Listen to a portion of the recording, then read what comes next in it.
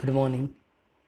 In last lecture, we are discussed about the electric field due to point charge, then the characteristic of electric field, उसके बाद the superposition theorem for electric field, and then the physical meaning of electric field. Different four questions we are discussed in last video. Now today we are discuss about the electric field line. It's the main topic of electric field. Explain the electric field line and the magnet of electric field. Okay, electric field line से electric field की magnitude कैसे calculate कर सकते हैं. से लिखा है the pictorial representation of the electric field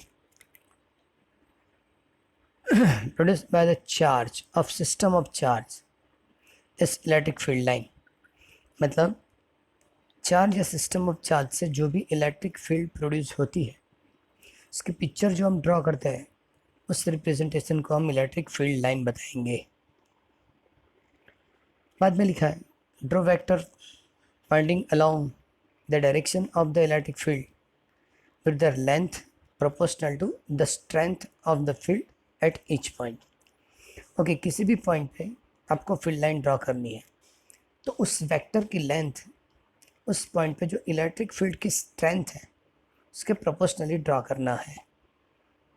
बाद में लिखा है since the magnitude of the electric field eight a point decrease inversely as the square of distance of that point from the charge. तो लास्ट वीडियो में बताया था कि electric field due to point charge is E is equal to KQ/R². तो इस point में क्या लिखा कि डायग्राम चेक करो, पता चलेगा कि सेंटर में पॉजिटिव या सेंटर में नेगेटिव चार्ज है.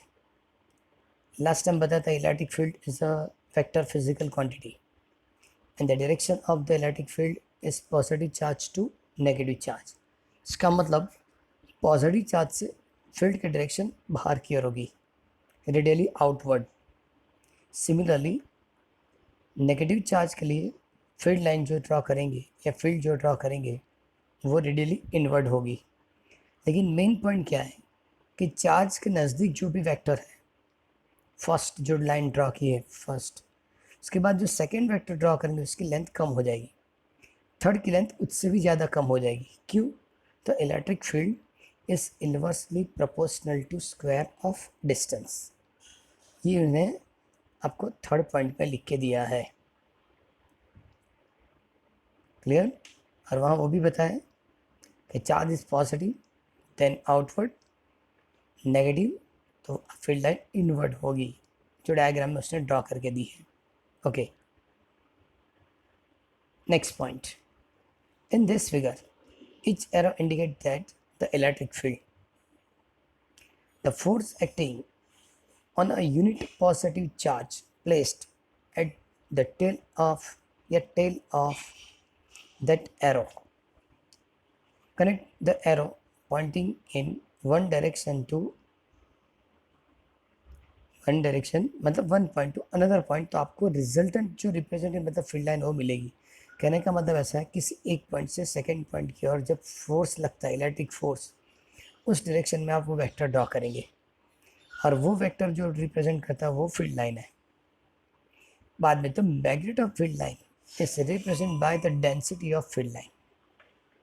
ये तो 11th में भी पढ़ा था, स्ट्रीम लाइन ड्रॉ करते थे तो स्ट्रीमलाइन डेंसिटी से द वेलोसिटी ऑफ फ्लूइड भी वो भी हम कंप्लीट करते हैं.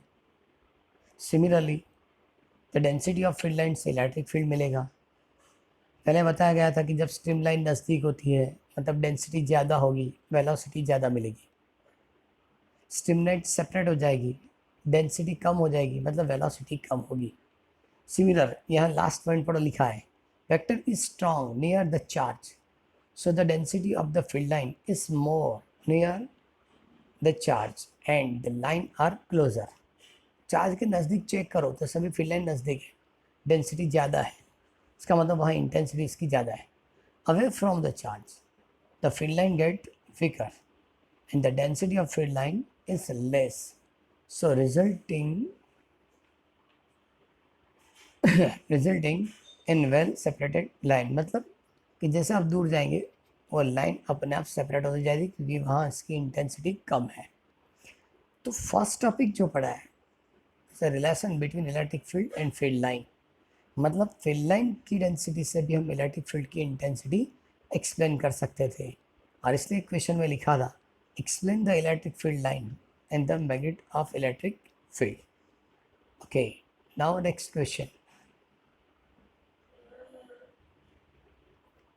ये जो क्वेश्चन है वो पहले गुजरात बोर्ड की बुक में नहीं था, लेकिन जब एनसीईआरटी वाली सिलेबस आई तब से ये क्वेश्चन एंटर हुआ है, इसलिए ये गुजरात बोर्ड की एग्जामिनेशन में ज़्यादा रिपीटेडली है ही नहीं, मतलब अभी तक नहीं पूछा, बराबर।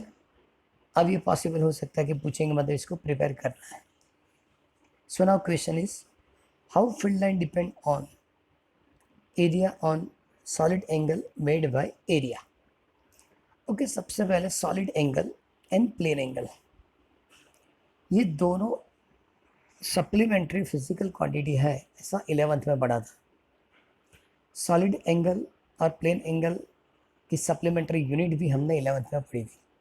एज फॉर एग्जाम्पल कि suppose plane angle, so plane angle equal to arc upon radius and the supplementary unit is radian. Similarly solid angle is equal to area upon radius square और यूनिट लिखा था स्टीरेडियन। अब सबसे पहले diagram check करो कि इस डायग्राम के अंदर source charge is small q place at origin, small q is the source charge. Okay, now the point P1 at a distance R1 from O point. Point P1 is at a distance R1 from point O. So in given diagram, R1 is equal to OP1.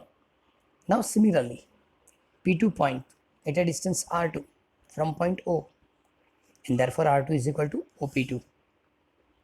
Okay, in given diagram, two surface are drawn with same area is R and S.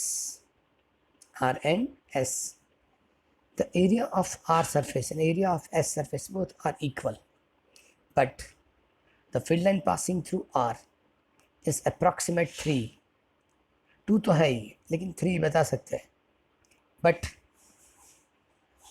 field line passing through S 1 या approximate 2, मतलब the number of field line passing through the area R is higher than number of field line passing through area S. तो देखो R surface पे लिखा है the strong field, S पे लिखा है weak field, क्योंकि इक्वल एरिया से जब नंबर ऑफ फील्ड लाइन ज़्यादा पास होती है तो वहाँ ज़्यादा इलेक्ट्रिक फील्ड होती है, कम फील्ड लाइन पास होती है तो कम इलेक्ट्रिक फील्ड होगी। ओके, तो सबसे पहले जो बताया वो पढ़ेंगे। Imaginary two equal and small element of area placed at point R and S normal to the field line. The number of field line in our picture cutting the area element is proportional to the magnetic field at this point. इसका मतलब the picture show that the field line at R is stronger. Sorry, the picture show that the field at R is stronger than at S, क्योंकि R के अंदर से पास वाली field line S से ज़्यादा है, इसलिए R पे फील्ड ज़्यादा होगी, S में फील्ड कम मिलेगी। Now the angle made by delta L at O can be approximated delta theta is equal to delta L by R। ये तो प्लेन एंगल की बात हुई, लेकिन हमको सॉलिड एंगल कंप्लीट करना है।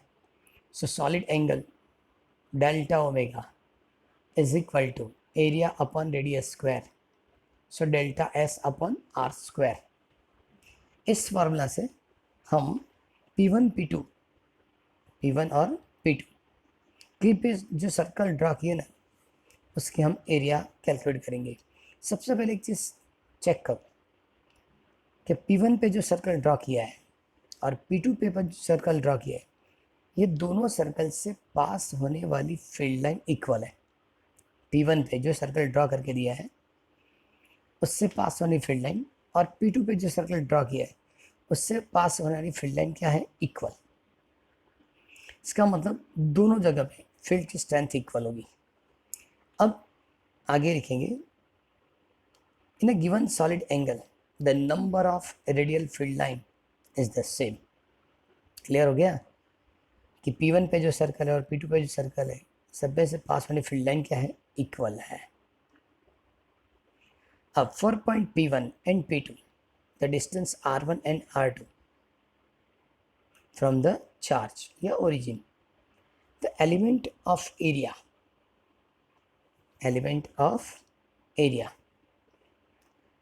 Subtended element of area. अब ओके, इधर मेरी बात सुनो पहले कि ये delta omega is equal to delta S by R square.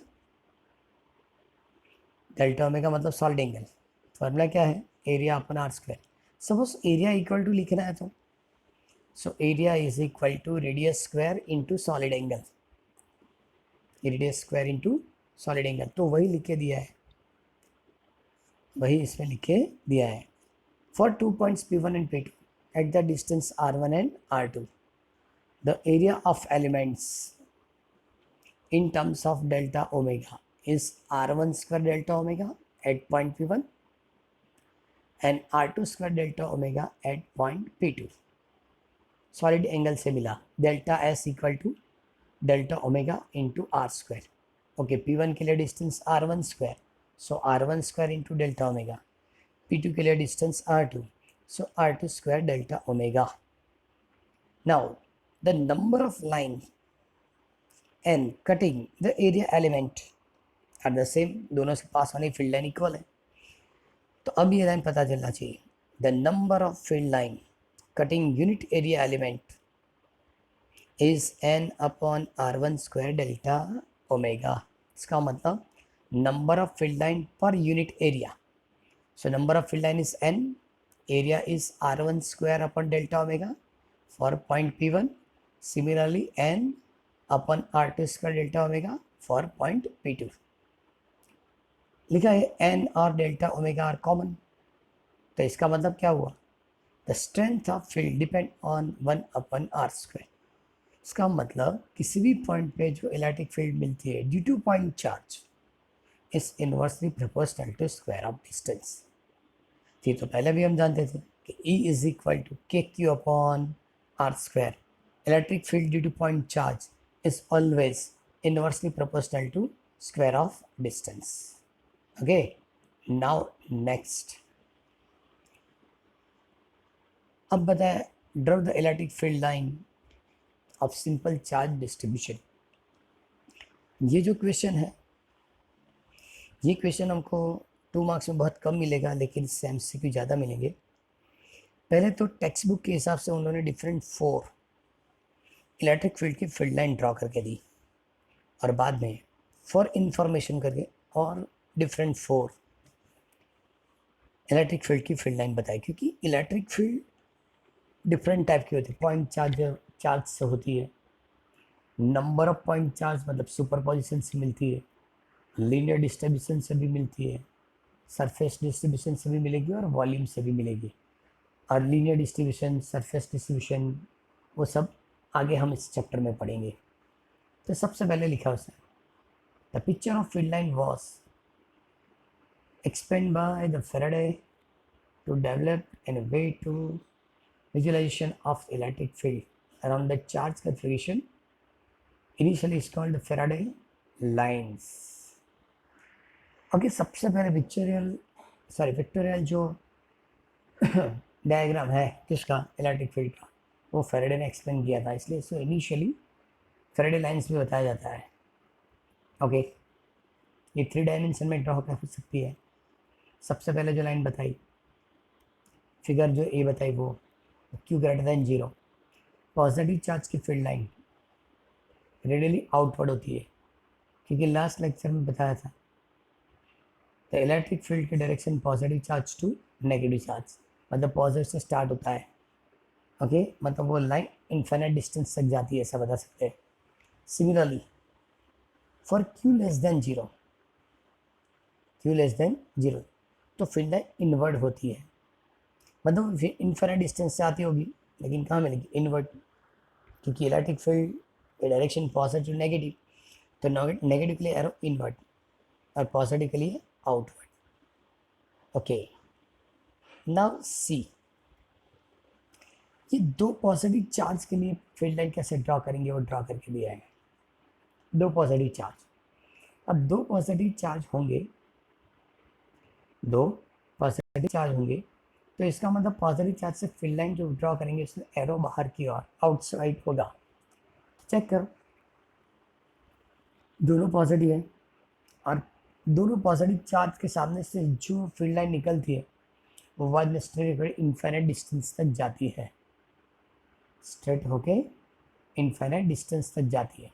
Clear, सीधे दोनों पॉजिटिव चार्ज होंगे तो फील्ड लाइन कैसे ड्रॉ कर सकते हो बताएं। और डी, ये सबसे ज़्यादा इंपॉर्टेंट डायग्राम है, इसमें एक चार्ज पॉजिटिव है और एक नेगेटिव।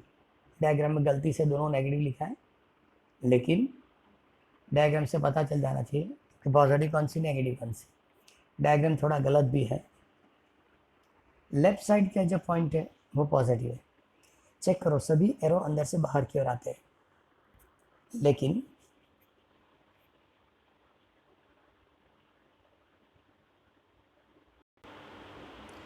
जो डायग्राम में मैं बता रहा हूँ इस तरह से वो सभी फील्ड लाइन अंदर की ओर होनी चाहिए। इसमें फील्ड लाइन जो होगी वो इनसाइड होनी चाहिए। यहाँ डायग्राम में गलती से वो आउटसाइड ड्रॉ कर दी गई है। सपोज़ ये इनसाइड होगी, ये इनसाइड होगी, ये भी इनसाइड आएगी, ये भी इनसाइड, क्योंकि ये नेगेटिव चार्ज है। उस साइड पे जो ड्रॉ करके दिया वो नेगेटिव चार्ज है, और नेगेटिव चार्ज सभी फील्ड लाइन इनसाइड होनी चाहिए। ओके, डाइपोल में एक प्लस चार्ज रहेगा और एक माइनस, मतलब ये प्लस चार्ज है, प्लस, और ये क्या होगा, माइनस। और माइनस के लिए सभी फील्ड लाइन इनसाइड होनी चाहिए, मतलब आप इस तरह से इसको इनसाइड ड्रॉ करके बता सकते हैं।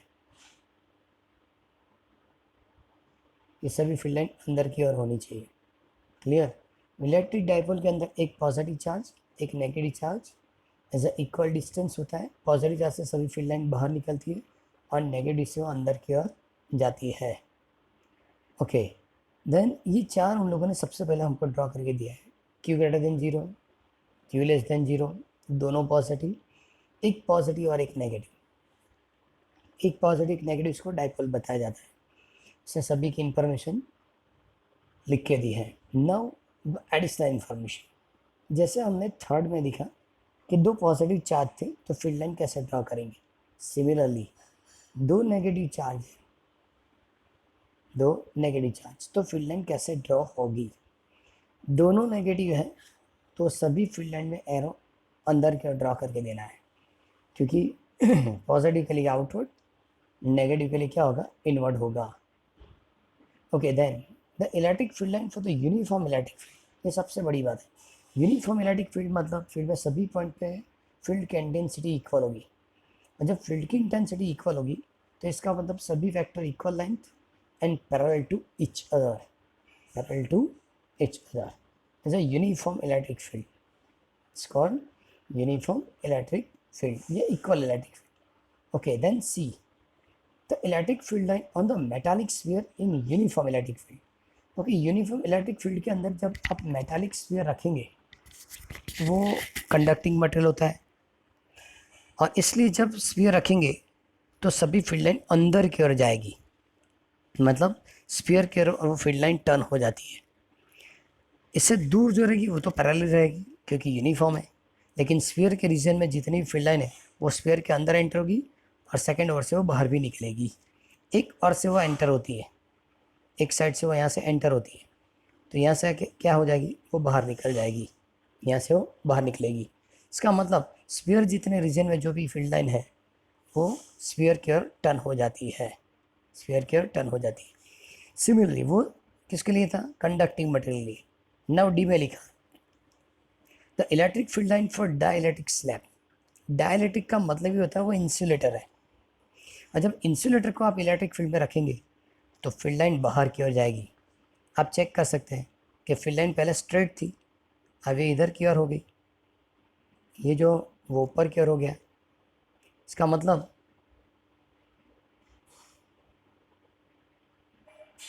ये बाहर की ओर निकल गई, यहाँ से भी ये बाहर की ओर निकल गई। इसका मतलब जो स्ट्रेट होनी चाहिए थी वो ऑब्जेक्ट से बाहर निकल जाती है। ऊपर आपने चेक किया वो ऑब्जेक्ट के अंदर की ओर शिफ्ट हो जाती है, और यहाँ ऑब्जेक्ट से कहाँ निकल जाती है, बाहर। मतलब यूनिफॉर्म इलेक्ट्रिक फील्ड में जब आप कंडक्टिंग मटेरियल रखेंगे, इलेक्ट्रिक फील्ड के अंदर जब आप कंडक्टिंग मटेरियल रखेंगे और जब इंसुलेटिंग मटेरियल रखेंगे तो क्या चेंज होगा, मतलब ये सबकी फील्ड लाइन कैसे ड्रॉ होती है, वो सिर्फ इस थियोरी में हमको याद रखना है। Okay, next question, the characteristic of electric field line. ये सबसे बड़ा मतलब इम्पोर्टेंट क्वेश्चन है, इसको किसी भी तरह याद रखना पड़ेगा, क्योंकि जैसे characteristic of stream line 11th में पढ़ा था, similarly characteristic of electric field line first chapter में, आगे 4th 5th चैप्टर में पढ़ेंगे characteristic of magnetic field line. इसमें ज़्यादा कुछ चेंज नहीं है। Okay, so now first point is a tangent at any point on electric field line gives the direction of field at that point। मतलब कि आप फील्ड लाइन पे किसी भी पॉइंट पे टेंजेंट ड्रॉ कर दो तो वो इलेक्ट्रिक फील्ड की डायरेक्शन देगा। अभी तो पहले भी हमने पढ़ा था कि स्ट्रीम लाइन के किसी भी पॉइंट पे टेंजेंट ड्रॉ करो, क्या देगा, तो वेलोसिटी। यह सब बताया फील्ड लाइन पे कहीं भी आप टेंजेंट ड्रॉ, क्या देखा, उस पॉइंट पे इलेक्ट्रिक फील्ड की direction. Second, two electric field lines never intersect each other. If they do so, then there will be the two tangent at that point and the two direction of electric field at the same point, and which is not possible. Hence, two field line never cross each other. कुछ याद है? Streamline में वैसा लिखा था कि दो streamline कभी क्रॉस नहीं करेगी, और सपोज दो स्ट्रीमलाइन क्रॉस करेगी तो इंटरसेक्टिंग पॉइंट पे दो टेंजेंट होंगे, मतलब दो वेलोसिटी की डायरेक्शन मिलेगी। तो यहाँ वही है कि दो फील्ड लाइन क्रॉस नहीं कर सकती, और दो फील्ड लाइन इंटरसेक्ट होगी तो इंटरसेक्टिंग पॉइंट पे दो टेंजेंट होंगे, और एक ही पॉइंट पे इलेक्ट्रिक फील्ड की दो डायरेक्शन पॉसिबल नहीं है। Now third, the distribution of electric field line in any region of field give the intensity of field at that region. वो तो पहले भी पढ़ा, फील्ड लाइन की डिस्ट्रीब्यूशन से उस रीजन के अंदर इंटेंसिटी ऑफ फील्ड क्या है वो हम डिसाइड कर सकते हैं। जहाँ फील्ड लाइन क्लोजर, फील्ड की इंटेंसिटी ज़्यादा, और सपोज सेपरेटेड है तो इसका मतलब इंटेंसिटी क्या मिलेगी, कम मिलेगी। Fourth statement, field line of uniform electric field are equidistance and parallel to each other. वो तो ऊपर वाले क्वेश्चन में ही हमने ड्रॉ कर दिया। Okay, now fifth, field line of stationary electric charge, field line of stationary electric charge do not form closed loop. Okay, only Q greater than 0 मतलब positive charge, या Q less than 0 negative charge की field line कभी close loop नहीं बनाएगी, because the Q greater than 0 all vectors are radially outward, for Q less than 0 मतलब negative charge all vector are radially inward. Fifth point, field line of stationary electric charge, okay हो गया वो, yes, okay, now in practice the number of field line passing through any region of field is controlled such that the number of field line passing through the unit area which is normal to field line at that point is proportional to the intensity of given field। खबर नहीं बड़ी हमसे Y जगह, फिर से number of field line passing through unit cross section area at given point ज़्यादा होगी, number of field line ज़्यादा होगी तो उस पॉइंट पे फील्ड की इंटेंसिटी ज़्यादा होगी। किसी पॉइंट पे आपको इलेक्ट्रिक फील्ड फाइंड करना है तो वहाँ unit cross section area draw करें, और सिर्फ पास होने वाली फील्ड लाइन ज़्यादा है तो फील्ड ज़्यादा है। पास वाली फील्ड लाइन कम है तो फील्ड कम है, इससे लिखा है कि number of field line unit cross section से ज़्यादा पास होगी तो ज़्यादा फील्ड होगी, कम पास होगी तो कम फील्ड होगी। ओके, तो हमने इस तरह से टोटल पहले फील्ड लाइन के डिफरेंट 4 क्वेश्चंस कंप्लीट किए, फील्ड लाइन के 4 क्वेश्चंस। ओके, उसके बाद और 2 क्वेश्चन पढ़ेंगे और वो है electric flux. Okay, electric flux और उसके बाद जो क्वेश्चन दिया, when the electric flux associated with the closed surface becomes positive, negative and zero। Second topic MCQ के लिए है, फर्स्ट टॉपिक 2 मार्क्स क्वेश्चन, उसको डायग्राम के साथ प्रिपेयर करना है। इसमें लिखा है if the small planar element of delta S, area delta S placed normal to electric field E at a point. Okay, diagram check करो। फर्स्ट डायग्राम में बताया कि electric field line parallel to each other, so uniform electric field और plane, हम इसको perpendicular रखेंगे, मतलब सभी फील्ड लाइन परपेंडिकुलर पास हो जाएगी। तो यहाँ आपको डेल्टा एस वाली वेक्टर भी दी है। डेल्टा एस मतलब area vector always perpendicularly outside to the plane. फिर से, if the smaller element of area vector delta S is placed normal to vector E at a point, the number of field line crossing it is proportional to E into delta S। Number of field line crossing is called electric flux, और electric flux electric field और area की dot product मतलब scalar product से मिलेगा। Okay, vector E मतलब electric field से vector quantity, delta S vector भी बताया मतलब area is a vector quantity, और दो वेक्टर के बीच जब डॉट प्रोडक्ट होगा इसका मतलब electric flux is a scalar physical quantity. Suppose we tell the area element by angle theta. Okay, second में दिया है कि जो सरफेस है not perpendicular the electric field but with angle theta, इसलिए suppose we tilt the area element by angle theta, the number of field line crossing to delta S is proportional to E delta S cos theta. E delta S cos theta. Theta is equal to 90. Field line will be parallel to the surface, will not cross it at all। इसका मतलब theta is equal to 90 रखेंगे तो electric field की direction में ही surface हो जाएगा, इसका मतलब सरफेस से फील्ड लाइन क्रॉस नहीं होगी।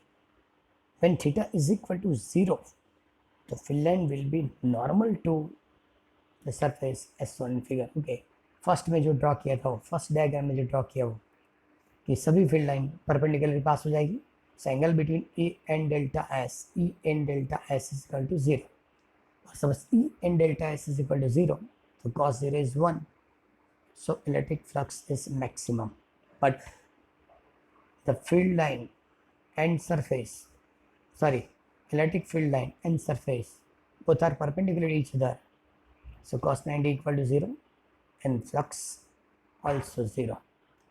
Now the vector associated with the every area element of a closed surface is taken to be a direction on the outward normal। Area vector के लिए आउटवर्ड क्या होता है? Normal.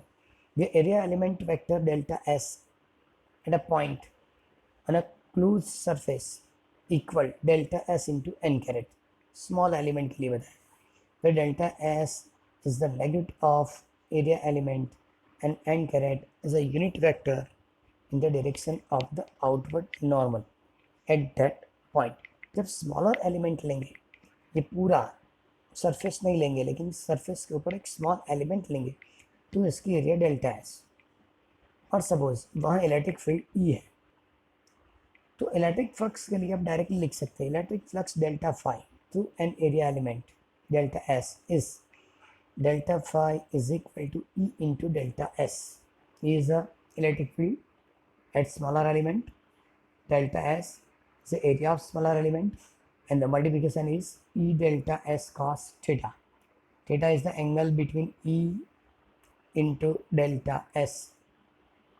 So now flux phi is equal to E into delta S, E delta S cos theta, where theta angle between E into delta S.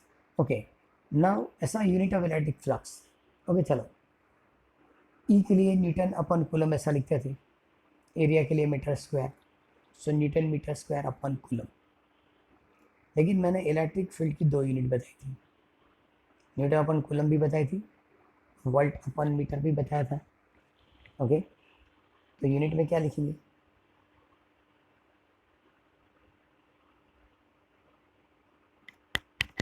Sorry,